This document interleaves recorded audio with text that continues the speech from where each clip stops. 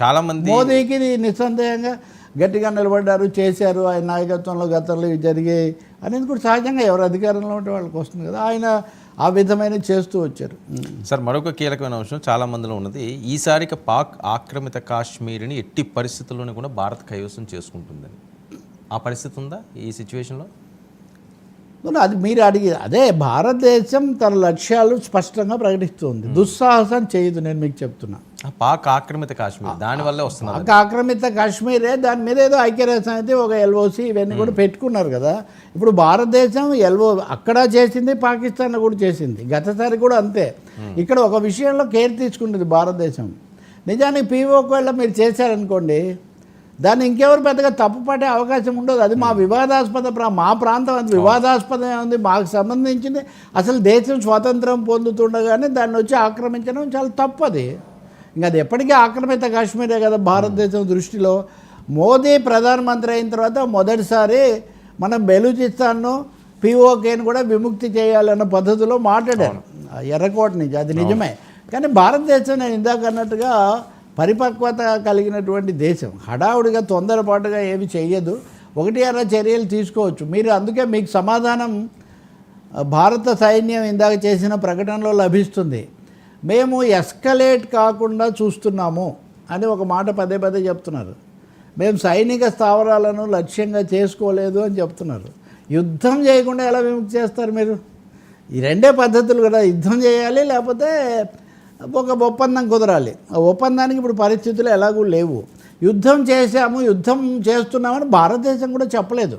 పాకిస్తాన్ బుద్ధిగా ఉంటే ఒక విధంగా ఉంటుంది, బుద్ధి తెచ్చుకోకుండా ఎదురుదాడి చేసింది అనుకోండి, అప్పుడు యుద్ధం అలా వస్తుంది. సో వార్ అనేది అది డిబేట్స్లో అంత తేలిగ్గా రాదు భారతదేశం లాంటిది. కానీ ఈ మాక్ డ్రిల్స్ ఇవన్నీ ఎక్కడికి పోతాయి? అవును, ఇప్పుడు ఎక్కడో హైదరాబాద్ను కూడా గ్రేడ్ 2 సిటీస్లో పెట్టి చేస్తున్నారు.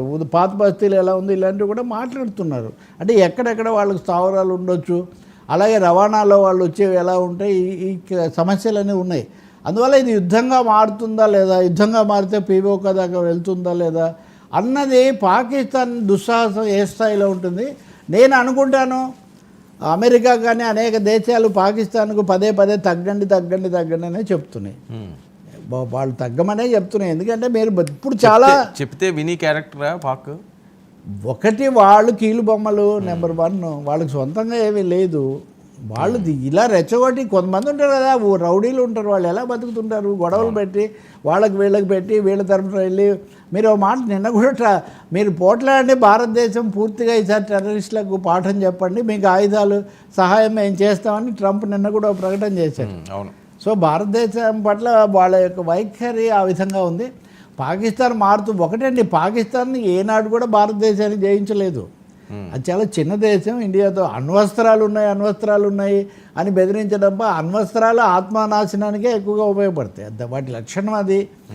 మిగతా సైనిక నిపుణులు కూడా ఎవరో చెప్తూ ఉన్నారు కదా. కాబట్టి అణ్వస్త్రాలు అనేవి ఊరికే ఉన్నాయని చూసి మురిసిపోవడానికి కానీ లేకపోతే బెదరగొట్టడానికి కానీ వాటి వల్ల పాకిస్తాన్ బయటపడడం అనేది లేదు. కాబట్టి రేపే ముందు అసలు ధరలు పెరుగుతాయి. ఇప్పటికే ఆర్థిక సంక్షోభం ఇంకా పెరుగుతుంది, సెన్సెక్స్ పడిపోతుంది. పాకిస్తాన్ ఒక సర్వతోముఖ సంక్షోభంలోకి వెళ్తుంది. ఈ లోపల ఆయన ప్రభుత్వాన్ని పడగొడతాడా లేదా అంతర్యుద్ధం వచ్చి ఈ జనరల్ ఏమైనా మారుస్తారా, ఈ ప్రశ్నలన్నీ కూడా ఉత్పన్నమవుతాయి. చాలాసార్లు ఇలాంటి సందర్భాల్లోనే సైన్యంలో తిరుగుబాట్లు, కుట్రలు, అంతర్యుద్ధాలు చాలా జరుగుతున్నాయి పాకిస్తాన్లో. భారతదేశంతో యుద్ధం కంటే పాకిస్తాన్లో అంతర్యుద్ధం అనేది పాకిస్తాన్ పరిస్థితిని నిర్ణయిస్తుంది. అంతర్యుద్ధం తీవ్రంగా ఉంది. ఇప్పుడు ఇతరులు కూడా వ్యతిరేకత అవన్నీ కూడా పెంచుతారు. కాబట్టి చాలా పరిణామాలకి దారితీసే అవకాశం చాలా ఎక్కువగా ఉంది. కొంతమంది దీన్ని ఇదొక్కటి చెప్పేస్తారు, గాజాతో పోలుస్తున్నారు. ఇది చాలా ఘోరం. గాజాలో ఇజ్రాయెల్ చేసేది దురహంకార యుద్ధం, మారణకాండ. అది వాళ్ళ దేశం మీద, పాలస్తీనియన్ల మీద. ఇంకోటి భారతదేశం చేసే యుద్ధం అటువంటిది కాదు. ఇది భారతదేశం తన రక్షణ కోసం తన మీద జరిగిన దాడికి ప్రతిస్పందనగా ఎవరైతే టెర్రరిస్టులు, ఇప్పుడు మనం చూస్తాం కదండి కథల్లో, అక్కడెక్కడో నదికి అవతల ఉంటారు, వాళ్ళు వచ్చి ఇక్కడ దాడి చేసి వెళ్ళిపోతారు. మళ్ళీ అవి వాళ్ళకి స్థావరాలుగా ఉన్నాయి. స్థావరాలను ధ్వంసం చేయడం వేరు స్థూలంగా చూస్తే. కానీ ఆ దేశాన్నే చేస్తాము, ఆ ప్రజలను తుడిచిపెడతామని వాళ్ళు చేస్తున్నారు. పాకిస్తాన్ గురించి భారతదేశం ఎప్పుడు అలా మాట్లాడినటువంటి పరిస్థితి లేదు. కొంతమంది ఉద్రేకంలో మాట్లాడినా ప్రభుత్వం కానీ పాలకులు కానీ ఎప్పుడు చాలా కాన్షియస్గా ఉన్నారు. పాకిస్తాన్ పాలక దుష్ట కూటమి వేరు, పాకిస్తాన్లో ఉన్న విస్తారమైన ప్రజానీకం వేరు. వాళ్ళు ఒకప్పుడు విడిపోయిన వాళ్ళే కదా వాస్తవంగా చెప్పాలంటే. మీరు ఏదో అడుగుతున్నారు సార్. పాక్కి సంబంధించి ఆ పాక్ పౌరులు ఎవరైతే ఉన్నారో చాలామంది ముస్లిం మత పెద్దలు కూడా పాకిస్తాన్ వైఖరినే తప్పు పడుతున్నారు, భారత్ వైపే వాళ్ళు నూటికి 100 రూపాయలు అండి, 100కి 100 రూపాయలు. ఇప్పుడు పాకిస్తాన్ మంత్రి, విదేశాంగ మంత్రి ఎవరో ఒక ఆయన యుద్ధమే వస్తే నేను పారిపోయి ఇంక వేరే దేశానికి వెళ్ళిపోతాను, దీంట్లో పాలు పంచుకోనని ఆయన స్పష్టంగా ప్రకటించాడు. పాకిస్తాన్ ఇమ్రాన్ ఖాన్ కూడా మునీర్ చేస్తుంది చాలా తప్పు అని చెప్పాడు. సో పాక్ పాలకులు, పాక్ ప్రజలు, మరి ముఖ్యంగా పేద ప్రజలు, ఈ ప్రాంతాల్లో ప్రజలు ఏమాత్రం అనుకూలంగా లేరు. మీరు చూడండి, పొద్దున్నే ప్రత్యక్ష ప్రసారాలు వస్తున్నాయి. ఈ 9 కేంద్రాల మీద దాడి చేసిన చోట్ల ప్రజలు వచ్చి చూస్తున్నారు, కానీ వాళ్ళేం ఉద్రేకపడట్లా, వాళ్ళేం భారతదేశానికి వ్యతిరేకంగా నినాదాలు ఇవ్వట్లే.